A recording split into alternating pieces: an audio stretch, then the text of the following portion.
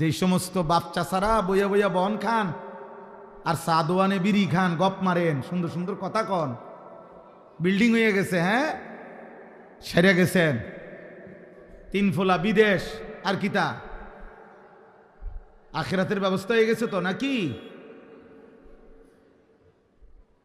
আর কি জমি জমা কিনা লাইছে, রাস্তার লগে জমি কিনছে, বাইত বিল্ডিং হয়ে গেছে, ফুদ বিদেশ, আর কিতা মাশাআল্লাহ জীবন তো গুছিয়ে লাইছে। এখন আর মরলেও কোনো টেনশন নাই, না কোনো টেনশন নাই, মরলেই তো আপনার ফিটবো, টেনশনের কি আছে? আবার আপনি কীর্তেন টেনশন করেন, আপনি মরবেন না, আপনি মরলেই না বুঝবেন, আপনি মরলে না বুঝবেন। আপনার 3 ছেলে 1 ওয়াক্ত নামাজ পড়ে না, আপনি মরিয়া না দেখবেন কি হয়। আপনার 3টা পুতের বউ একটাও পর্দা করে না, এই অসভ্য বেহায়া নারী আপনার ঘরে খায় ঘুমায়, আপনি মরেন না, আপনি মরলে না বুঝবেন, আপনি মরলে বুঝবেন। আপনার ঘরে খায় ঘুমায়, আপনার 18 বছরের অসভ্য ছেলে সারা রাত আপনার ঘরে মোবাইলে উলঙ্গ ছবি দেখে, কোনোদিন ফজরের নামাজ 5 ওয়াক্ত নামাজ পড়ে না, আপনি মরেন না, আপনি মরলে না বুঝবেন জাহান্নাম কাকে বলে, আপনি মরলে না বুঝবেন। আপনার টাকায় টেলিভিশন কিনা দিয়া গেছেন, আপনার টাকায় বিদ্যুৎ বিল দিয়া গেছেন মরণ পর্যন্ত, আপনার টাকায় ছেলে মেয়ে জিফুত আজকে নাফরমানি করতেছে, সব ব্যবস্থা আপনি করছেন। আচ্ছা মরেন না, মরেন। আখেরাত মানে মসজিদে টিয়া 10,000 না, মসজিদে 2 ফ্যান দিবেন আর বেহেস্তে যাইবেন গা, 2 ফ্যানের দাম না বেহেস্ত, বেহেস্তের মূল্য কি 8,000 টাকা? কেন হ্যাঁ কি ভাবছেন? 30,000 টাকা, এটা তো একটা নেক আমল। দান সাদাকা তো একটি নেক আমল, একটা নেকি, ভালো কথা, দান করা উচিত, দান করলে নেকি, কিন্তু এটা একটা আমল, একটা আমল, একটা আমলের নেকি না হইল নামাজ, যাকাত, হজ, রোজা, হালাল হারাম, পাক নাফাক, স্ত্রী সন্তানের ঈমান আমল, চরিত্রের পবিত্রতা, সেগুলো বুঝাই দিবে কে? এই 30,000 টাকার ভিতরে কথা বলেন না, এগুলো এই 60টা ফ্যানের মধ্যে নাকি? অতএব আলহামদুলিল্লাহ রাব্বিল আলামিন, সূরা ফাতিহা আমাদের জীবন বদলায়। কেউ যদি বিবেক দিয়া বুঝে শিখে তাহলে সে বুঝবে সূরা ফাতিহা জীবন বদলায়, চিন্তাধারা বদলে দেয়। আল্লাহ বারবার মনে করায় দেয়, বান্দা আমি তোমারে বারবার মনে করাই দিচ্ছি, তুমি ভুল করছো বান্দা, আমি কিন্তু বারবার মনে করাই দিছিলাম, আমি বারবার মনে করাই দিছি তোমারে, তুমি খেয়াল করলা না। এজন্য সূরা ফাতিহা আজকে আমি যেতটুকু পারি অল্প একটু বলবো, বাকি আপনাদেরকে বুঝাইলাম। আপনাদের এটা বিবেক যারা আছে, সব ছেলে একসাথে বদলাবে না, আল্লাহ জাল্লাহ কিছু থাকবেই, চটপটি খাওয়াই না, বন খাওয়াই না, টোটো কোম্পানি এগুলা থাকবেই, ফালতু কিছু লোক নিয়েই পৃথিবী চলতে হবে, কিছু বখাটে, কিছু দুশ্চরিত্র, কিছু লম্পট, কিছু চরিত্রহীন, কিছু নেশাখোর, কিছু মদখোর, কিছু গাঁজাখোর, কিছু ফুট্টাখোর, কিছু জুয়ারি, কিছু বেনামাজি, রাত নাই দিন নাই, নারী, ছবি, মোবাইল, অসভ্যতা নিয়ে পড়ে থাকবে এমন হাইওয়ান সর্বযুগেই ছিল, এখনই থাকবে। এর মধ্যখান দিয়েই আমাকে আপনাকে আখেরাত সাজাইতে হবে। সব নেককার এক লগে পৃথিবীর কোনো জায়গায় হবে না, তাহলে তো এটার দুনিয়া থাকবে না, এটা আখের জান্নাত হয়ে যাবে। আবার সব কাফের এক লগে থাকবে এমনও না, সব নাফরমান পাপী একসাথে, না না, তাইলে তো এটা জাহান্নাম হয়ে যাবে।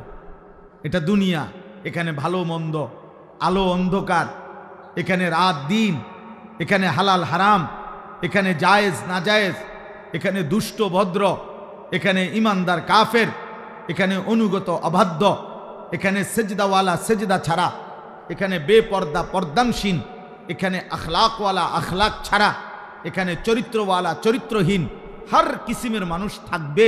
এর নাম দুনিয়া।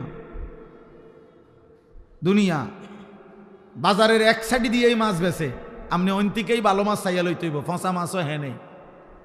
যদি ফসা মাছের দোকান আলাদা দিত, ভালো মাছের দোকান আলাদা দিত, তো তার ঝামেলাই নাই। কথা কয় না, তাইলে তার কি নাই, ঝামেলাই নাই। হ্যাঁ, তো সবাই বুঝিয়ে লাইছে যে হ্যাঁ একটি ফসা মাছ, বুঝেন না? যদি বলতে যে সিটার বাটফার এই 10 শতক আর বালাডি সব এই 10 শতক জমি আলাদা করে দিলাম, তো তোমরা চিনছি এ বাটফার সব, বুঝেন না? এটা তো আখিরাত। ফারিকুন ফিল জান্নাহ ফারিকুন ফিস সাঈর।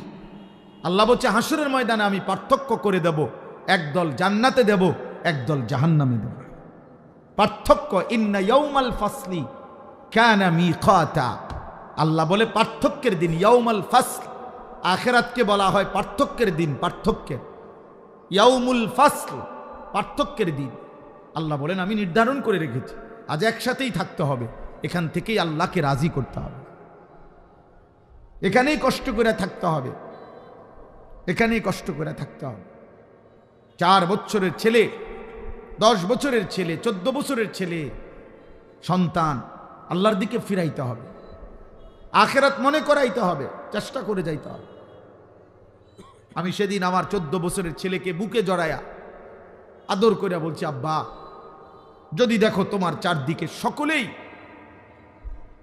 একটা একটা বড় মোবাইল, তোমার বাড়ির তোমার আশেপাশের চলার পথের প্রত্যেকের হাতে, তবু বাপ আমার তুই বড় মোবাইল হাতে নিও না আব্বা, পড়ালেখার এই সুন্দর জীবনটা বাপ নষ্ট করো না। নিজে বলছি ছেলেকে, বাপ আমার চোখের পানির বিনিময়ে আমি তোরে বলে গেলাম, বাবা বলে গেলাম, এই বড় মোবাইল আজকে লক্ষ লক্ষ ছেলেকে চরিত্রহীন বানায় দিছে। মা বাবার বাঁধন হারা, মা বাবার বাঁধন হারা, বাপের লগে কোনো সম্পর্ক নাই, ফুতের মায়ের সাথে কোনো সম্পর্ক, হাইওয়ানের মতো চুল। মুসলমানের বাচ্চা জানে না এটা কোনো বেঈমানের চুল। মুসলমানের বাচ্চা কত নিকৃষ্ট, একটাবার পেশাব করে কদ্দুর টয়লেট পেপার ব্যবহার করে না, পানি ব্যবহার করে না, অথচ সে কুত্তারে দেখে, কুত্তাও পানি নেয় না, টয়লেট পেপার ব্যবহার করে। মুসলমানের বাচ্চা তার সামনে মসজিদে আজান হইল, সে এই মসজিদের সামনে দিয়ে হাইটা একটা জায়গা, ওই মসজিদে ঢোকে না। আজান হইছে তো সে সরে গেছে। মুসল্লিরা দেখলে যদি ডাক দেয়, ওর দাদার বয়সী কেউ যদি দেখলে ডাক দেয়, এই জন্য জাগা লাইরে লাইছে। অথচ এটা সকলেই জানেন। এই ছেলেরা, বাবা তোমরাও দেখো, মসজিদে যখন আজান হয়, আজানের আওয়াজ শুনলে কাছাকাছি জায়গায় কুত্তা ঘেউ ঘেউ করে ওঠে, আর কুত্তা মসজিদের আজান শুনে জায়গার থেকে সরে অন্যত্র চলে যায়। এজন্য মসজিদের আজান শুনে যে ছুটে যায়, অন্যত্র পলায়া যায়, এটা মানুষের স্বভাব হইতে পারে না, কুত্তার স্বভাব। এটা কুত্তার স্বভাব, এটা কুত্তার খাসলত বেটা, এটা কুকুরের খাসলত, ইনসানের স্বভাব না, এটা মানুষের স্বভাব না। কি চেহারা বানায় ফেলছো ছেলেরা! মুসলমানের চেহারা এত কালো হয়, ইমানদারের চেহারা এত কালো হয়। হযরতে বেলাল হাবশি গোলাম ছিলেন, নিগ্রু ছিলেন, কিন্তু চেহারায় নূর চমকাইত, চেহারায় নূর চমক। হযরত ওমর রাদিয়াল্লাহু তাআলা আনহুর মতো সাহাবী ওমর, এত বড় সাহাবী, আমরা কিতাবে পড়ছি, হাদিসে আছে, হযরত বেলালকে দেখলে উনি বলতেন, আনতা সাইয়্যিদুনা, তুমি আমাদের সর্দার, তুমি আমাদের সৈয়দ। কাকে বলতেন? বেলালকে। অথচ বেলাল ছিল নিগ্রু। তাহলে সৃষ্টিকর্তার কালো রং, সে তো আল্লাহর দান, কিন্তু ঈমান, সেজদা, নেক আমল ওই মানুষকে কালোর মধ্যেও আলোকিত করে দেয়। আলোকিত করে দেয়, সুন্দর করে দেয়। অগণিত ছেলে পেলের চেহারা দেখলে বোঝা যায় বেনামাজি গুনাহ করতে করতে চেহারা কালো বানায় ফেলছে। হাদিসে ওয়াদা আছে আল্লাহ নবীর, ছেলেরা বাবা মনে রাখো, একদিন এই আস্তে আস্তে বদলাইতেছে, আস্তে আস্তে কমতেছে, বদলাইতেছে। চাফা ভিতরে ঢুকিয়া গেছে, ছেলে পেলের চেহারার মধ্যে কোনো রসকস মায়া বলতে কিছু নাই, কালো চেহারা, গুনাহ অন্ধকার করে ফেলতেছে। খোদার কসম নবীজি বলছে 3 জিনিস যখন বেড়ে যাবে, 1 নাম্বার ইজা জহারাতিল কাইনাত, গায়িকা নায়িকা, বেহায়া নারী যখন বেড়ে যাবে, ওয়াল মাআজিফ, গান বাদ্য যখন বেড়ে যাবে, ওয়াস্তাহাল্লাতিল খামরা, মদ নেশা, মদ পান, এটা যখন বেড়ে যাবে কোনো সমাজে, আল্লাহ নবী বলেন অসংখ্য মানুষকে আল্লাহ চেহারা বিকৃত করে পশু বা জানোয়ারের আকৃতি দিয়ে দেন। হতে পারে তুমি কিংবা তোমার পরের কেউ গুনাহ করতে করতে একদিন ঘুম থেকে জেগে দেখবে চেহারা জন্তু জানোয়ারের মতো হয়ে গেছে।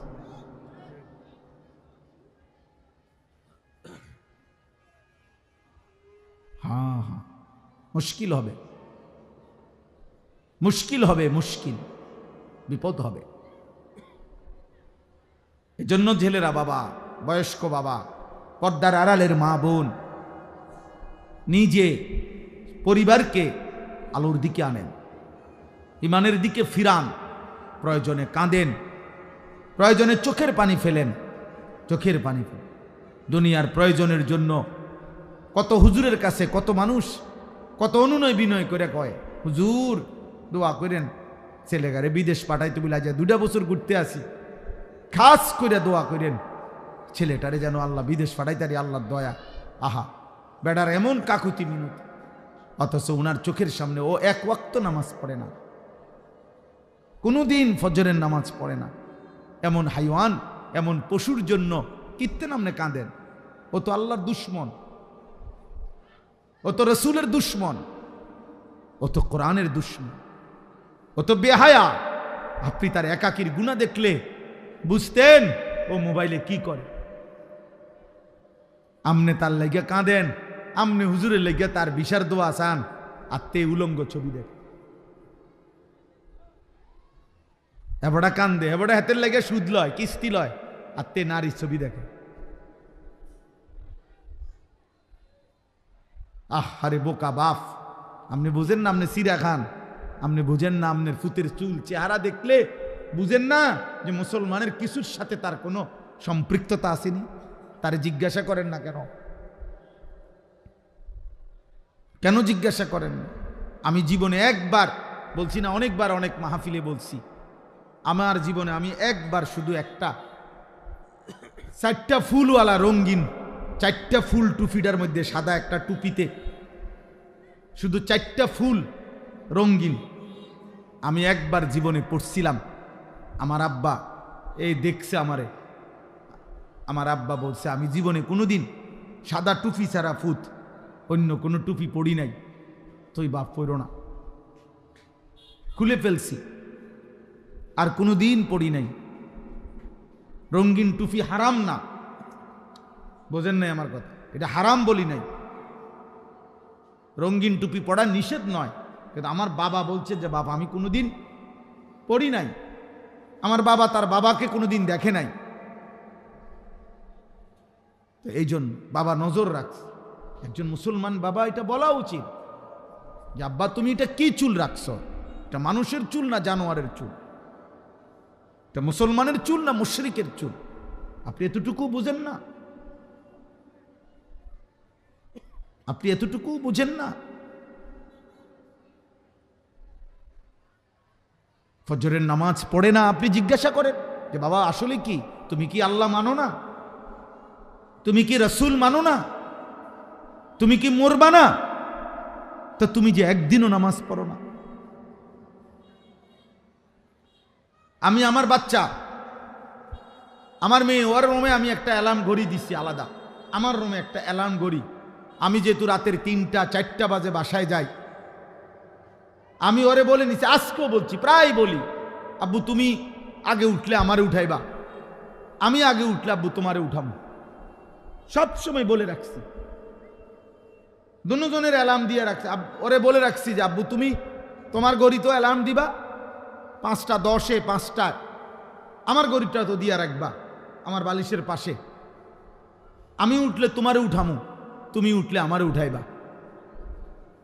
আল্লাহ নবী সাল্লাল্লাহু আলাইহি সাল্লাম বলছেন, ইজা আইকাযার রাজুলু আহলাহু, কোন পুরুষ যদি তার পরিবারের সদস্যদেরকে ফজরের নামাজের জন্য জাগিয়ে দেয়, ওয়াসাল্লা বিহিম জামিআন, এবং সকলেই যদি ফজরের নামাজ আদায় করে, কুতিবা ফিজ যাকিরিন আল্লাহ কাসীরান ওয়াজ যাকিরাত, আল্লাহ তাআলা ওই ফ্যামিলির সকলকে বেশি বেশি জিকিরকারী পুরুষ এবং নারীদের অন্তর্ভুক্ত করে দেবে। আর আল্লাহ বলছেন যে বেশি বেশি জিকিরকারী পুরুষ এবং নারীদের অন্তর্ভুক্ত হবে, আ'আদ্দাল্লাহু লাহুম মাগফিরাহ, তাদের জন্য মাগফিরাত আমি আল্লাহ নিজে রেডি করে রাখছি। আমি আল্লাহ প্রস্তুত করে রেখেছি মাগফিরাত, ওদেরকে আমি মাফ করে দেব। ওয়া আজরান আযীমা, এবং মহা বিনিময় জান্নাত আমি তাদের জন্য প্রস্তুত করে রেখেছি। আমাদের মিলেমিশে দায়িত্ব আল্লাহ আমাদেরকে মনে করাই দিছেন। আলহামদুলিল্লাহি রাব্বিল আলামিন। আল্লাহ বলছে বান্দা খেয়াল করো, আমি আল্লাহ সূরা ফাতিহার মধ্যে কি বলতে চাচ্ছি। নবী সাল্লাল্লাহু আলাইহি ওয়াসাল্লাম এটাকে উম্মুল কোরআন বলছে, কোরআনের মূল, ফাতিহাতুল কিতাব, কোরআনের ভূমিকা। সূরাতুস সালাহ, এটাই নামাজের সূরা।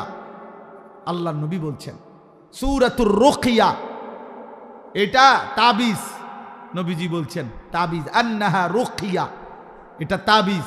এই পৃথিবীর সমস্ত রোগে, মৃত্যু ছাড়া হার রোগ, পেরেশানি, বিপদে আল্লাহ নবী সবক দিছে, সূরা ফাতিহা পড়ো, ফু দাও, ইনশাআল্লাহ আল্লাহ শেফা করে দিবে। সূরাতুল ফাতিহা শিফাউম মিন কুল্লি দাইন। সূরা ফাতিহা সমস্ত রোগের শেফা, সমস্ত রোগের শেফা। নবীজির এক সাহাবী আবু সাঈদ খুদরি রাদিয়াল্লাহু তাআলা আনহু, এক জায়গায় যাওয়ার পথে ওনারা এক সর্দারকে, এক গোত্রে সাপে কাটছে। সাপে, মুসলিম শরীফের হাদিস, সাপে কাটছে। আর লোকেরা হুলস্থুল করে চিল্লাচিল্লি করতেছিল, আর মানুষ খুঁজতেছিল যে কেউ সাপে কাটার ঝাড়তে পারে কিনা, এমন ওজা কবিরাজ। তো এই সাহাবাদের এই দল ওখান দিয়ে যাচ্ছিল, মনে করেন এই রাস্তা দিয়ে যাইতেছে, এই সময় এই চিল্লাচিল্লি শুনছে ওনারা। তো জিজ্ঞাসা করছে কি হয়েছে, বলছে ইন্না সাইয়্যিদাল হাই লাদাগাহু, আমাদের এই বস্তির যে সর্দার আমাদের, ওনারে সাপে কামড়াইছে। তো তোমাদের মধ্যে কেউ এমন আছোনি যে সাপের কামড়ের বিষ নামাইতে পারে? হযরত আবু সাঈদ খুদরি বললেন, যদি বিষ নামাইয়া দিতারি কি দিবা? বলছে এক পাল ছাগল। এক পাল মানে অনেক ছাগল দেব। হযরত আবু সাঈদ খুদরি বললেন চলো।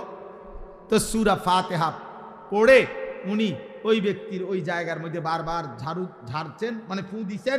আল্লাহর কুদরতে সাপের বিষ নাইমা গেছে, ওই ব্যক্তি শোয়ার থেকে সোজা হইয়া বইয়া গেছে।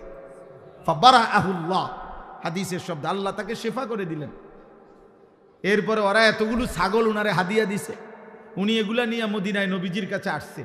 আয়েশা বলছি ইয়া রাসূলুল্লাহ, এই ঘটনা। হ্যাঁ, তো আল্লাহর নবী বললেন তুমি কি দিয়ে ফু দিছ? কাজে আমি সূরা ফাতিহা পড়ে পড়ে ফু দিছি। নবীজি বলছেন তাহলে তুমি কিভাবে জানলে আন্নাহা রুকিয়া? এটাই তো একটা বড় তাবিজ, এটাই তো ঝাড়ফুকের একটা বড় তাবিজ।